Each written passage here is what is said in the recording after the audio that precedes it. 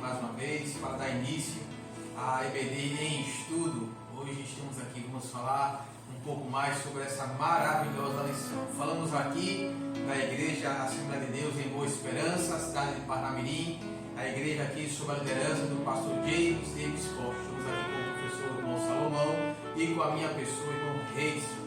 Hoje nós vamos falar sobre a lição 4, mas antes de falarmos propriamente da lição, eu te convido a se inscrever no nosso canal, a dar o like, a comentar e a compartilhar. E aí o YouTube vai entender que esse conteúdo é relevante e mais vidas, mais pessoas serão alcançadas pela palavra de Deus. Então o nosso objetivo hoje é comentar a lição de adulto da escola dominical, a lição de número 4, e tem como título Quando se vai a glória de Deus.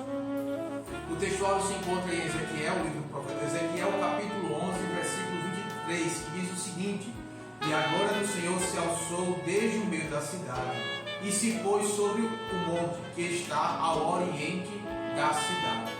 A verdade prática da lição diz o seguinte: Deus abandona o templo e retira a sua glória por causa das abominações do povo. E a leitura bíblica em classe encontra-se também no livro de Ezequiel. A primeira parte do capítulo 9, versículo 3, depois Ezequiel capítulo 10, do versículo 4 ao versículo 4, versículo 18 e o versículo 19, e em seguida Ezequiel capítulo 11, versículos 22, 23, 24 e 25.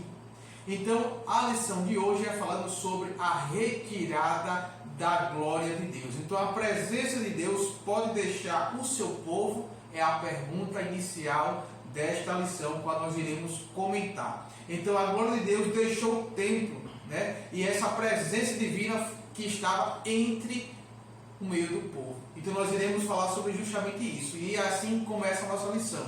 A glória de Deus representava a presença de Yahvé no templo. Então o templo aqui, neste momento aqui do livro de Ezequiel, né, vimos em outros momentos que havia o tabernáculo. Nesse momento aqui o templo, ele representa justamente a presença de Deus no meio do seu povo. No meio do seu povo. Vemos lá na frente do Novo Testamento a presença de Deus através do seu próprio Filho, mas nesse momento aqui está nessa representação do templo.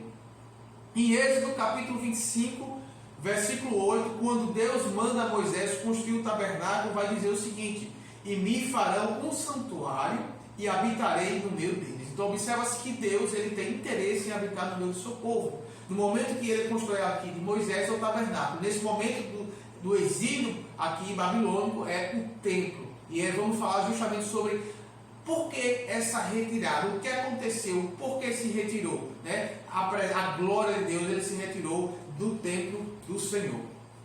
Então o objetivo dessa lição é esclarecer sobre a retirada da glória de Deus no santuário de Jerusalém. Então é preciso que a presença de Deus não se afaste de nossas vidas. Não podemos viver sem a presença de Deus. Quando Deus ele manda Moisés, né, seguir e diz: olha, eu não vou continuar. Quando Deus se irrita com o povo, Moisés diz: olha, eu só vou se a sua presença vier comigo. Que nós possamos então ser como Moisés, né, dar importância à presença de Deus que carrega a sua glória. Então essa é a lição qual nós iremos falar sobre hoje, a retirada da glória de Deus no meio do seu povo, no meio do santuário de Jerusalém. Amém. Que Deus te abençoe com muitas bênçãos dos céus. Vamos dar início nosso também, o primeiro tópico da lição, que tem como tema sobre a glória de Deus. Então nesse primeiro tópico a gente vai ver sobre a glória de Deus, o significado da glória de Deus, certo? E o primeiro ponto nos diz assim o significado de glória. Sobre a glória de Deus, o autor da lição diz que a glória de Deus baixou do céu à terra, primeiramente num tabernáculo. Foi a primeira vez que ela baixou na terra. E também na inauguração do templo de Jerusalém pelo rei Salomão. A primeira vez no tabernáculo, depois pela inauguração do templo pelo rei Salomão. O significado de glória. Então o que a gente vai ver agora é só o significado do termo glória, certo? Tão usado nesse capítulo 9 aqui de Jeremias. A gente viu nos capítulos anteriores que a abominação tomou conta de Judá. Então a Bíblia fala que devido a isso Deus retira a sua glória de lá do templo, retira. Então o que a gente vai ver nessa lição é sobre essa retirada da glória.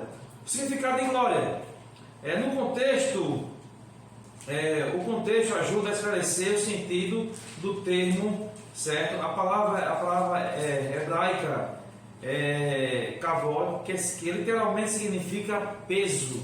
Olha só, e nesse sentido literal só aparece 2 vezes no Antigo Testamento. Aparece 2 vezes no Antigo Testamento, 1 Samuel e 2 Samuel. Na Septuaginta, que é a antiga versão grega do Antigo Testamento, ela emprega vários termos, certo? Entre eles dosh, que é glória, resplendor, poder, honra, reputação, certo? E tiner, valor, honra. Mas nas visões de Ezequiel, quer dizer, aponta para a glória, indica o resplendor pela presença do Senhor. Então, ali na parte de Ezequiel, no texto de Ezequiel, ela vai indicar o resplendor pela presença do Senhor, certo? Então, já de cara aqui, ele já mostra nessa parte de Ezequiel o que representa ali a glória do Senhor, certo? Essa glória pelo próprio profeta, certo? No vocábulo hebraico Shekinah, muito usado no meio evangélico, né? Nosso meio, a palavra Shekinah geralmente é usada entre os crentes como glória. Não aparece na Bíblia, mas porém é frequente no meio do judaísmo. Ela não aparece na Bíblia. A gente vai ver um pouco mais na frente sobre essa explicação da Shekinah.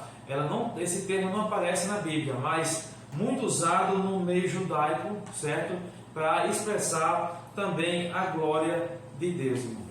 Exatamente. Então agora nesse segunda parte aqui, que vai falar propriamente sobre a glória de Deus. Então, como já foi falado com o nosso professor Salomão, o primeiro momento em que essa glória ela se manifestou ao povo de Israel foi quando Moisés dedicou o tabernáculo. Então, o primeiro momento em que ela manifesta no meio do povo é quando há uma dedicação após a construção do tabernáculo, que ele é construído com todos os detalhes e direcionamentos do próprio Deus. Ele direciona Moisés, ele manda convocar todo um grupo de pessoas, dá todas as medidas, todas as dimensões, né, para a construção. E no momento da consagração daquele prédio, né, onde ali Deus começaria a habitar no meio do seu povo, é a primeira vez em que a glória de Deus ela é manifesta no meio do seu povo. E essa mesma glória, essa presença de Deus, ela continua com o povo de Israel durante toda a jornada no deserto. Então é importante saber que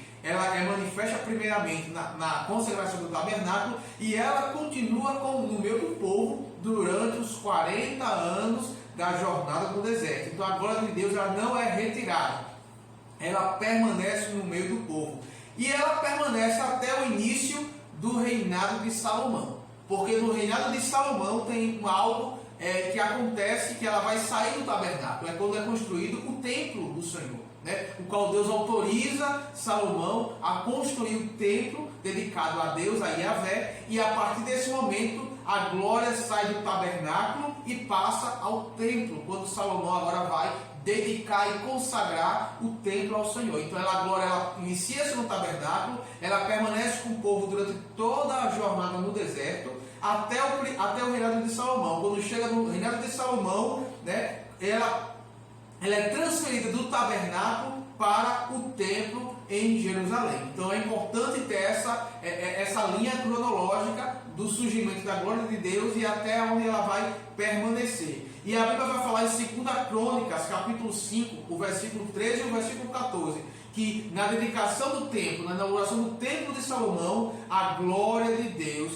encheu toda a casa. Então podemos observar aqui que nesse momento há essa transferência da glória, do tabernáculo para o templo. E aí, continuando já para o finalzinho desse tópico, vai dizer o seguinte: desde então, ele se comprometeu, ele quem? Deus, desde que a glória dele enche o templo, Deus se comprometeu em manter os olhos fixos e os seus ouvidos atentos à oração do templo. Então, tudo que fosse orado no templo, Deus prometeu que estaria com os seus ouvidos fixados no templo, e os seus ouvidos também, e os seus olhos e os seus ouvidos, a oração feita naquele lugar, mostrando que Deus estava ali presente no meio do seu povo. E podemos ver isso em 2 Crônicas, capítulo 7, o que ele relata no versículo 15, que diz o seguinte: agora estão abertos os meus olhos e atentos os meus ouvidos à oração deste lugar, porque agora escolhi e santifiquei, olha o Senhor falando, esta casa, né, para que o meu nome esteja nela perpetuamente. Mas observamos que ao longo da história existem condições para que o Senhor esteja no meio do seu povo,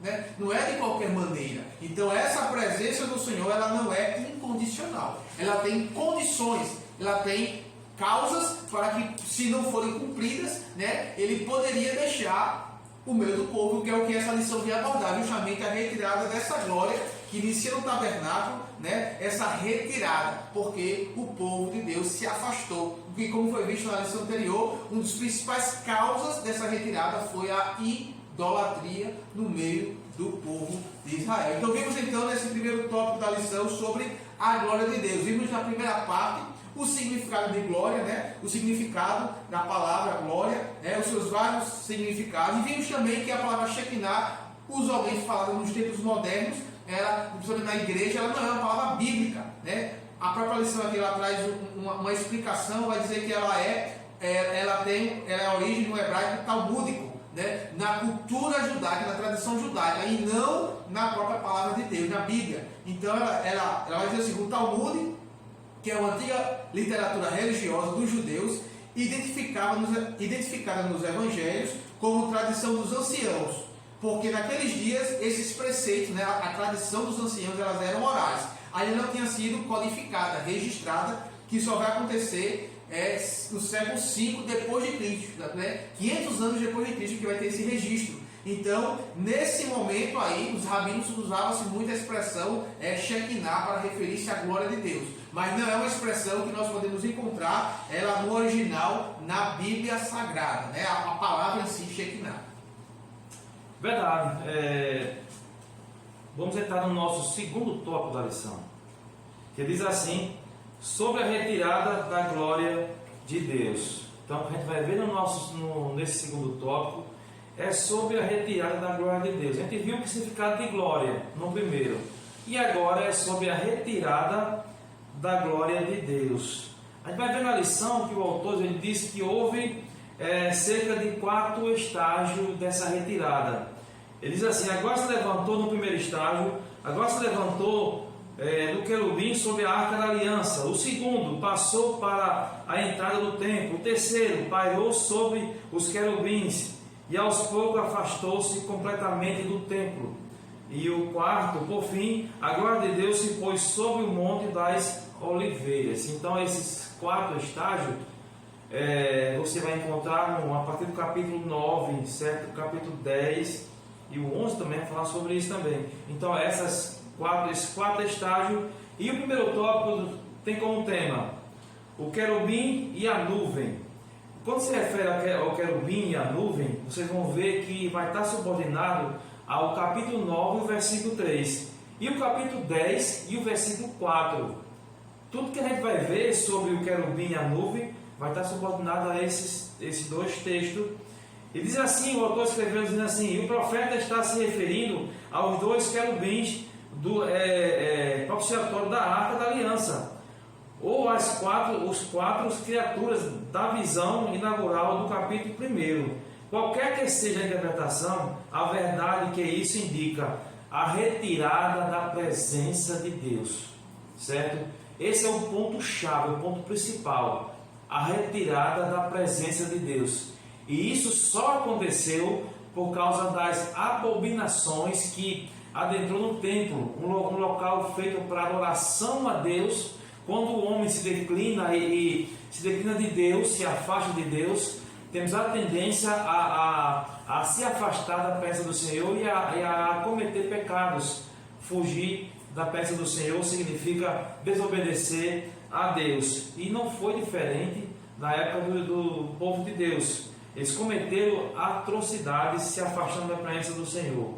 Então aqueles aqui, essa nuvem, se sirve na nuvem, certo? Está associada à presença pessoal do Senhor, de Javé. Durante a peregrinação no deserto, está lá em Êxodo 13, versículo 21, fala sobre isso. No tabernáculo também, como o irmão Reis falou aqui em Êxodo 33, do 7 ao 10, permanentemente, desde a inauguração do tabernáculo e finalmente no templo. Essa presença divina atingiu o seu clímax com a manifestação do Filho de Deus. E João, ele escreve muito bem sobre isso. João capítulo 1, versículo 14, que ele diz assim: e o Verbo se fez carne e habitou entre nós, e vimos a sua glória como a glória do unigênito do Pai, cheio de graça e de verdade. Então, quando ele se refere aqui aos querubins e às nuvens, foi quando aconteceu a retirada da presença do Senhor. O Senhor se afastou do meio do seu povo. Exatamente. Então vimos aí, essas primeiras partes aí, o estágio aí da retirada da glória do Senhor, né? Quando ela se levanta sobre a arca, né? Quando ela vai passando aí pela entrada do templo, né? Pairando sobre os querubins, e aos poucos ela vai se afastando. E aí podemos ver então nessa segunda parte aí do terceiro tópico, do segundo tópico, que diz o seguinte: a retirada da presença de Deus. Então é possível que a glória de Deus se afaste, e é possível que a presença de Deus se retire do meio do seu povo. Então isso é um grande perigo que nós temos que estar atento, pois foi justamente o que aconteceu aí com o povo de Israel. Então a glória de Yahvé pairou sobre os querubins, ali na Arca da Aliança, e aos poucos afastou-se completamente do templo. Então vimos aí, justamente aquele que a glória do Senhor que havia na época de Salomão enchido o templo, né, sendo transferida do tabernáculo para o templo, agora estava ocorrendo um processo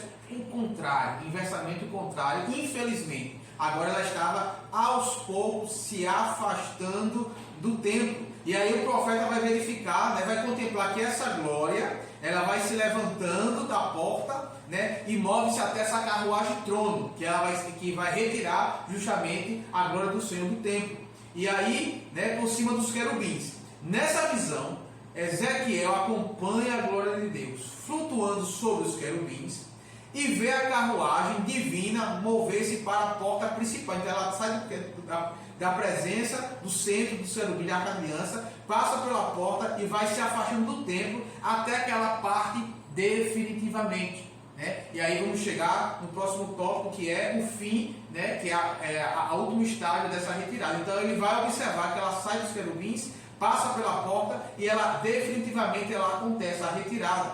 Então essa casa foi destruída pelos caldeus em 587 a.C., né? No mês 4, aos 9 meses, que é mais ou menos que corresponde a 14 de agosto do ano de 587. Mas antes da destruição da casa, a presença do Senhor se retirou, né? Então aprendemos a grande lição, né? Que quando a presença de Deus sai de um lugar, a glória de Deus ele se vai, aquele ambiente ele é destruído, né? Então antes da casa ser destruída, a presença de Deus ela abandonou aquele templo. É verdade, irmão. Não tem como, né? Quando Deus se afasta do local, o inimigo ele não cria nada. Ele pega as coisas criadas por Deus para danificar, para destruir, para contaminar.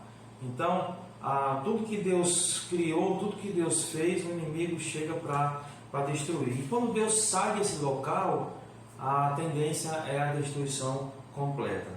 O ponto 3 do segundo tópico tem como tema: por fim, a glória de Deus se pôs sobre o Monte das Oliveiras.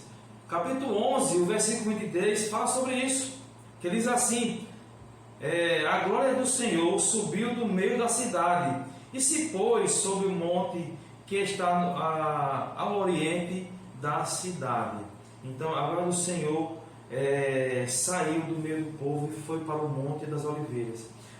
Diz assim: a presença de Deus no templo era privilégio de Israel, mas isso exigia responsabilidade, de modo que a glória de Deus não poderia habitar com os pecados do povo, de maneira nenhuma.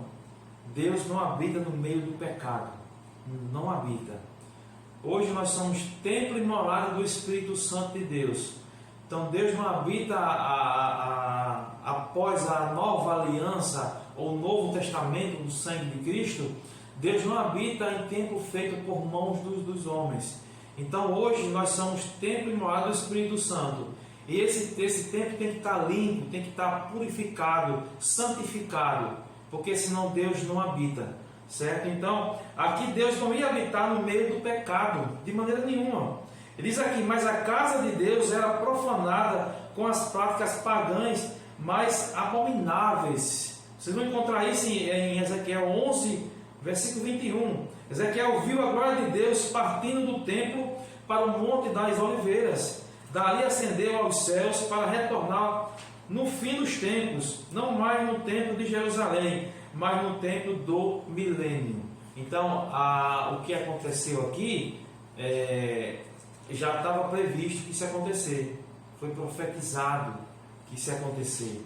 Por quê? Porque o homem se afasta de Deus, o homem comete pecados. Então, assim aconteceu com Israel. Israel pecou, cometeu abominações terríveis e Deus retira a sua glória.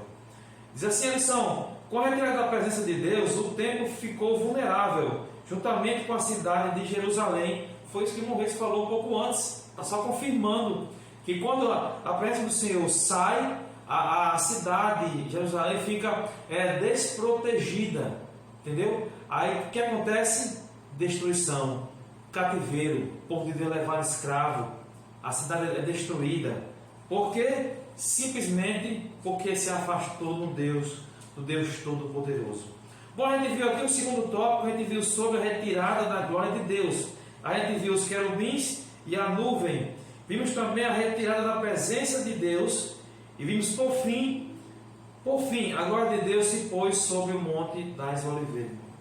Exatamente. Então essa retirada do templo, a glória de Deus do templo, a presença de Deus do templo, ela vai dar lugar a uma nova circunstância, uma nova situação, que é justamente o tópico 3 da lição, sobre o segundo templo. Então, após a destruição do primeiro templo, após a retirada da glória de Deus do primeiro templo, a presença de Deus e os caldeus ali destroem, né? Quando o povo é levado para o cativo, depois é destruído as colunas, a prataria, todos os utensílios da casa do Senhor é roubado, destruído e profanado.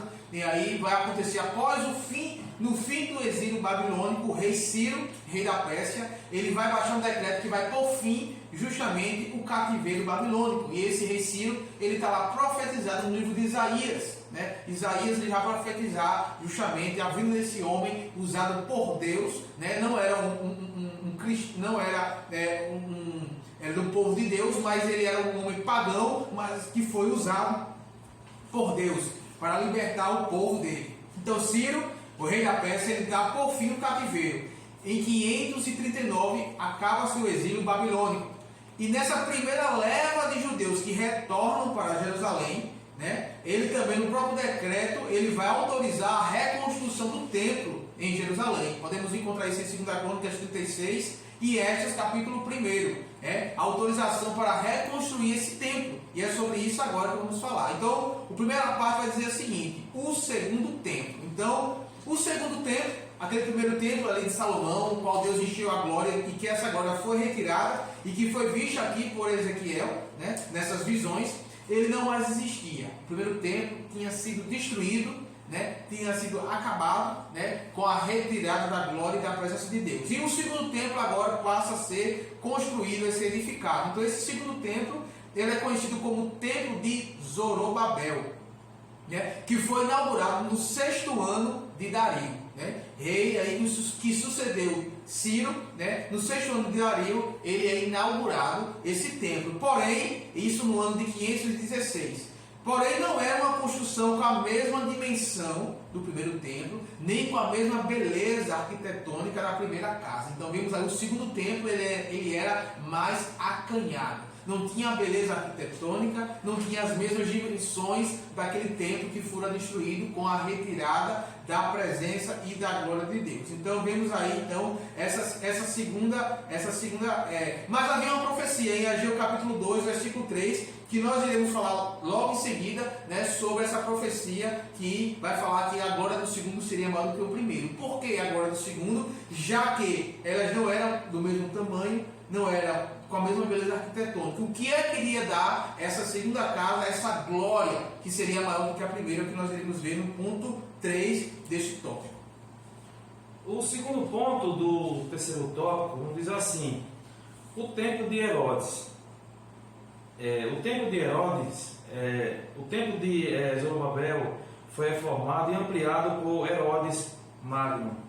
Ele conseguiu persuadir os judeus dizendo que o atual templo não estava à altura da antiga glória. Ele mostra, não está aparecendo, não está à altura da glória do primeiro templo, entendeu? Os trabalhos se iniciaram cerca de no ano 15 a.C. e continuavam em andamento nos dias do ministério terreno de Jesus, 46 anos depois. Conhecido como o segundo templo, era o cartão postal de Jerusalém, e a construção se foi concluída em 66 depois de Cristo. Esse templo de Herodes aqui, ele mostra aqui na época, ele falava muito que o templo estava em construção e ainda estava longe de chegar, né, Maurício? Para se parecer com o primeiro tempo. Estava longe mesmo. Mas aqui ele incentiva a construção, Zorobabel, ele reformado, amplia por Herodes também se incentiva a construção do templo, e vamos ver na sequência como isso se procede. O templo de Herodes, nesse momento. Exatamente, então vimos que esse templo de Herodes foi essa ampliação dessa segunda casa, né? Que era o templo de Zorobabel, e por Herodes Magno houve essa ampliação nessa tentativa de chegar à glória do primeiro templo, né? Que ele era um pouco mais acanhado, então havia essa tentativa aí de chegar à glória do primeiro templo, o qual nós vamos ver quando é que isso ocorre, em que momento é que acontece a glória do segundo templo. Então vamos ver aí que o terceiro ponto vai falar a presença do Filho de Deus. Então, não há registro de que a glória do Senhor tenha enchido a casa na inauguração por Zorobabel. Então, vemos que quando Moisés ele consagra o tabernáculo, a glória de Deus ela é presente. Quando Salomão inaugura o templo, a Bíblia fala que encheu toda a casa. Quando esse segundo templo ele é inaugurado, não há nenhum registro que a glória de Deus encheu. Não há registro que a glória do Senhor encheu, como encheu o tabernáculo, como encheu o primeiro templo.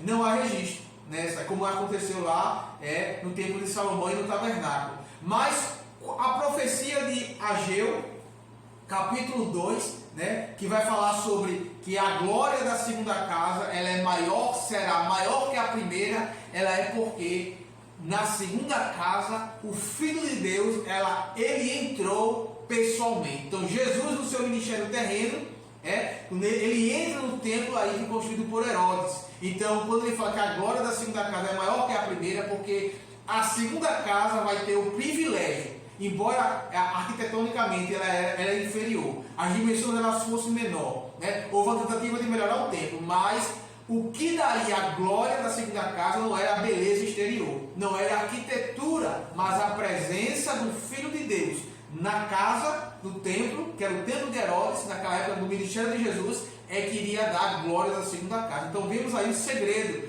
que aí a glória do Senhor ela retorna para a casa. Não houve o retorno na inauguração, mas a glória do Senhor retornou para o segundo templo quando o Filho de Deus ele vai ministrar no templo em Jerusalém, durante o seu ministério terreno. Então a glória que havia se evadido, se deixado no primeiro templo, ela retorna para o segundo templo, agora não mais de forma na presença de Deus, mas sim na figura do próprio Filho de Deus. né, a glória dele retorna. Então em Ageu 2,7 e João 1,14 podemos ver que quando Jesus vai ministrar no templo de Herodes, ele trouxe a glória de Deus de volta para a casa. Então o templo desempenhava várias funções em Israel, como lugar de perdão, lugar de encontro com Deus, da presença divina. Então ele era o centro espiritual da nação.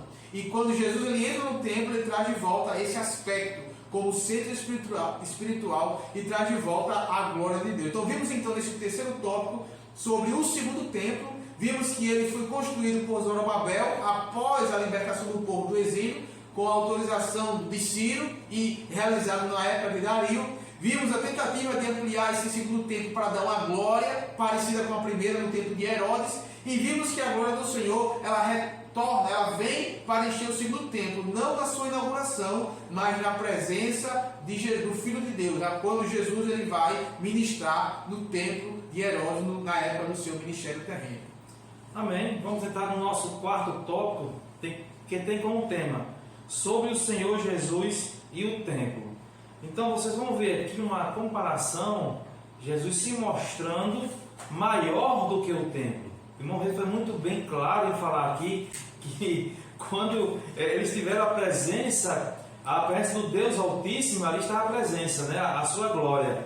Mas aqui entra Jesus, que vamos dizer assim, carne e osso ali, 100% homem, 100% Deus, a supremacia da glória de Deus. Então, por isso que a segunda casa vai ser maior e sempre será maior do que a primeira, porque Cristo adentrou. Então, a comparação que vamos ver aqui no segundo tópico, no quarto tópico, é sobre isso, certo? Olha só, assim como a glória do Senhor deixou o templo antes de sua destruição pelos caldeus, da mesma forma aconteceu com o segundo templo. Não foi diferença. A diferença é que a segunda casa foi substituída definitivamente pelo Senhor Jesus. Definitivamente. E o primeiro ponto do quarto tópico, que tem como tema explicação teológica. Jesus disse: eis aqui está quem é maior do que Salomão. Olha só, ele está apontando para o quê? Para a primeira casa.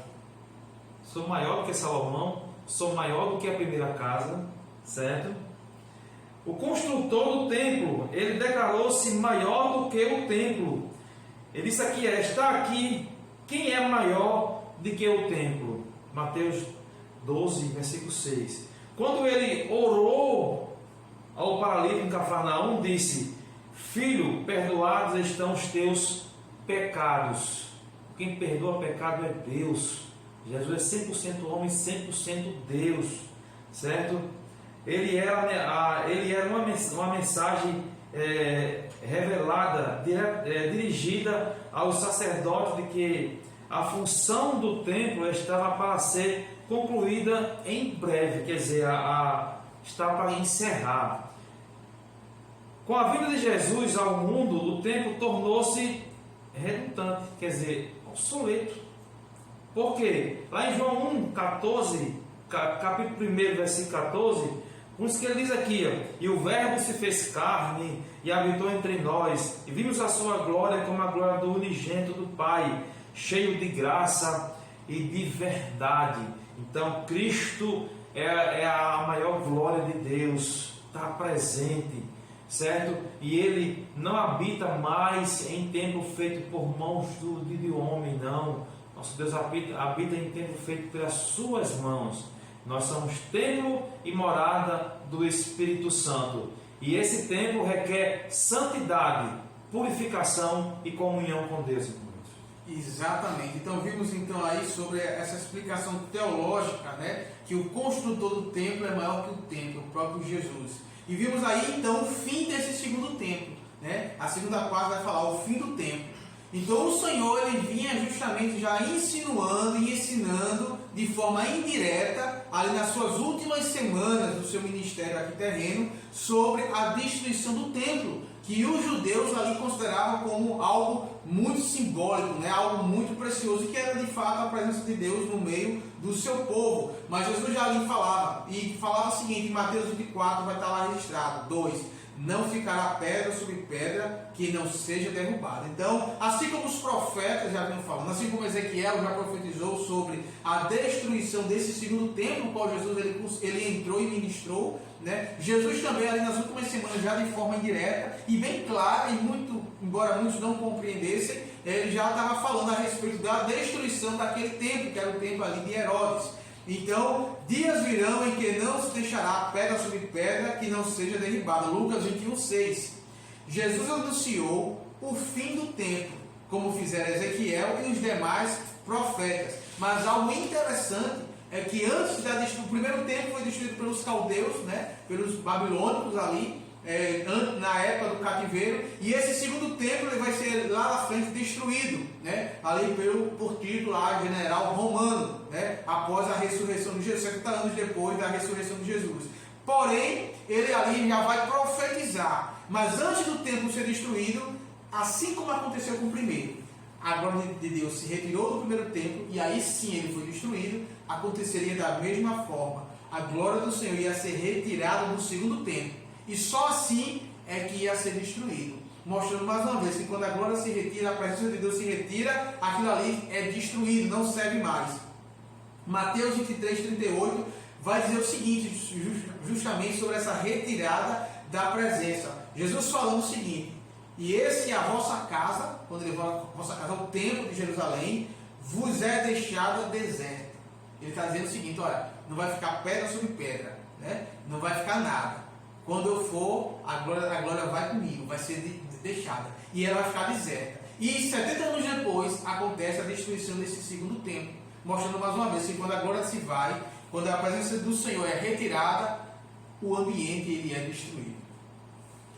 O terceiro ponto do quarto tópico tem como tema a presença de Deus hoje. Olha só, quando Jesus estava na cruz do Calvário, ele dá o seu último suspiro, ele diz que tudo está consumado. O véu do templo se rasgou de alto a baixo, foi rasgado ali. Agora nós temos livre acesso à presença de Deus através de Cristo Jesus. Ele é o nosso intercessor. A Bíblia diz que não existe outro intercessor entre Deus e o homem, a não ser Cristo Jesus. Então, se rasgou de alto a baixo. Estava definitivamente concluída a missão do templo, concluiu-se ali. Assim o Senhor Jesus substituiu de uma vez por todas o templo. E desde então, é em Jesus que temos a redenção e o perdão dos nossos pecados.